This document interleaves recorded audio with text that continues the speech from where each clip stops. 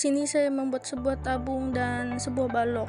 Sebuah tabungnya itu satu tabung lalu dipotong menjadi dua, lalu dua tabung itu digabungkan di antara keduanya itu menyatu sehingga membentuk tampak atas yang dapat dilihat pada gambar keempat. Itu menjadi dua lingkaran yang digabungkan. Lalu sebuah baloknya itu saya potong memanjang menjadi dua, menghasilkan bentuk yang sedikit mengecil dari yang pertama.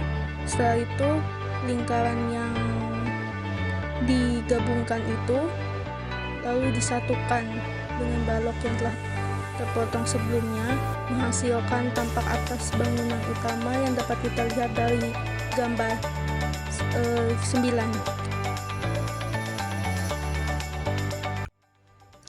Kalau ide tampak yang sebagai kulit bangunan pada sebuah bangunannya itu saya mengambil dari bentuk kreasi payung. Habis itu saya juga mengambil dari bentuk akar pohon bajaka. Bentuk payung ini saya pasangkan, saya transformasikan untuk atap bangunan. Dapat dilihat pada gambar pertama itu pada atap bangunan hanya setengah dari bentuk awal payung. Lalu yang gambar kedua itu dapat kita lihat pada akar pohon bajaka. Itu akan saya pasangkan pada sekitar taman. Itu ada dinding pembatas agar dapat melihat lingkungan sekitar, sehingga dapat dari sekitar situ kan terlihat bangunan-bangunan yang ada, museum dan galeri seni yang lainnya, dan juga Sungai Kahayan dapat dilihat dari situ. Pada bangunan yang beratapkan dari bentuk payung ini, dindingnya itu digabungkan antara perpaduan antara dinding beton dan roster beton. Lalu pada luar bangunan yang beratapkan payung itu dibuatkan pagarnya antara pagar kaca, gabungan pagar kaca dan pagar kayu, agar dapat melihat bayangan di luar.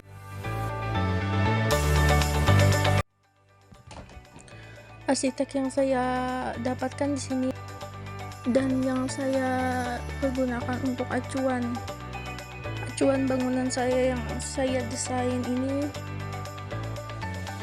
Gian Novel ini memiliki ciri khas yang unik, dapat kita lihat pada bangunan berikut ini.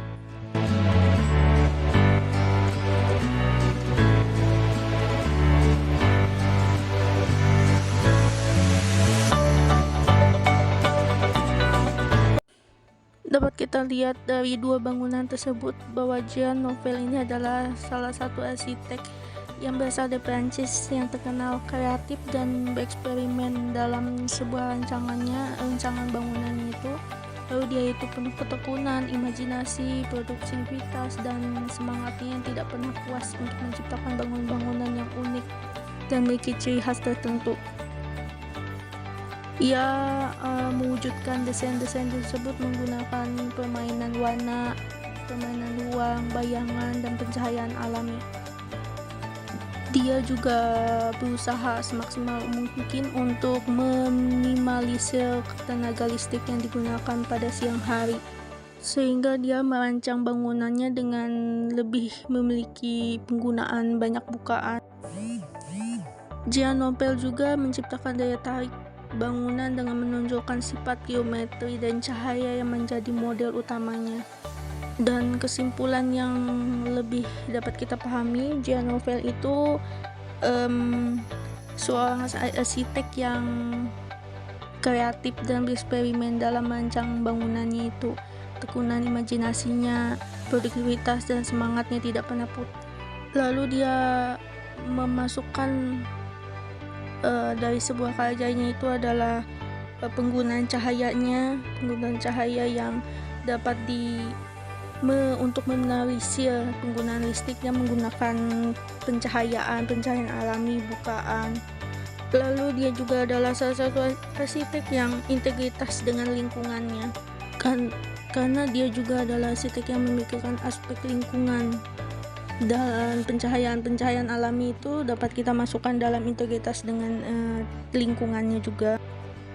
Dan dia juga suka bereksperimen dengan berbagai material bangunan sehingga dapat terlihat unik, menarik, dan kreatif. Dan dia juga adalah seorang arsitek yang perhatian terhadap detail-detail sehingga dapat terlihat lebih unik dan menarik bagi bangunannya untuk dilihat.